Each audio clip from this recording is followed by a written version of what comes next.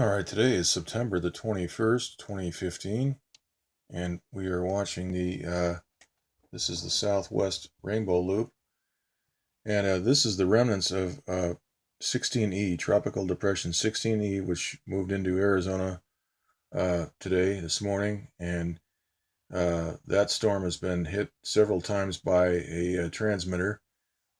Let's go ahead and look at this system in the visible light mode right here, and we can see a tremendous blast right here, and it leaves quite a very large ring all the way out here. Let's take a look at this for a second.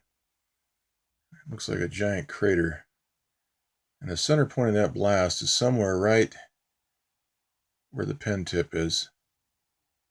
We can see the blast rings moving out right there and over here right there, and we can also see this part of this in the rainbow loop, or excuse me, the this is the water vapor mode. And right here is where all that violent activity is occurring, right here. We can see some violent activity right here, which is shooting out against the flow. We've got a strong northeast flow right here that's coming right from this. There's a low pressure off California, and this is spinning counterclockwise, and some of that flow is being directed up into Arizona. But yet this blast pattern is shooting to the south at a very high velocity. We can see that happening right there. Okay, let's look at this in the, this is the infrared loop. And we can see all that violent activity right around this area here.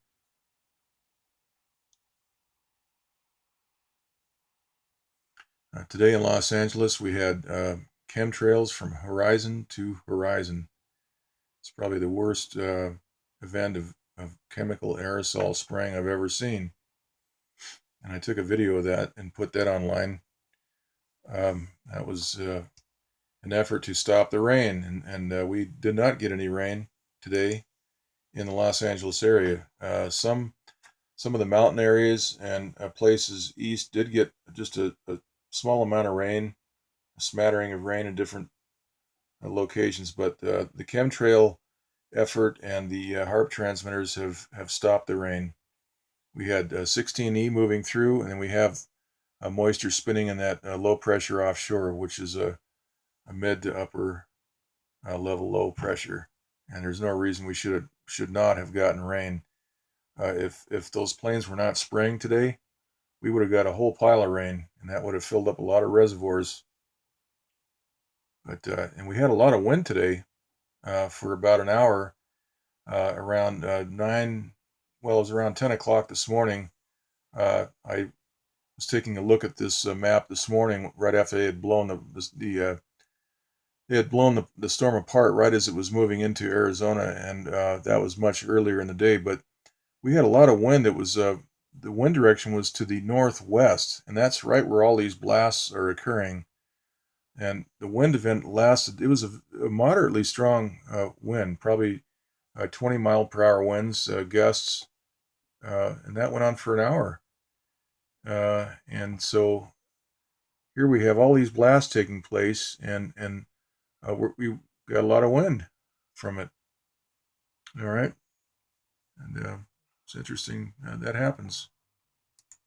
Okay, here is the water vapor loop for the Northeast Pacific, and we can see this clockwise rotation that's developed from the high pressure that is on top of this system here, has generated a westbound flow through here, and we have a counterclockwise spinning system here, which has a HARP transmitter on it.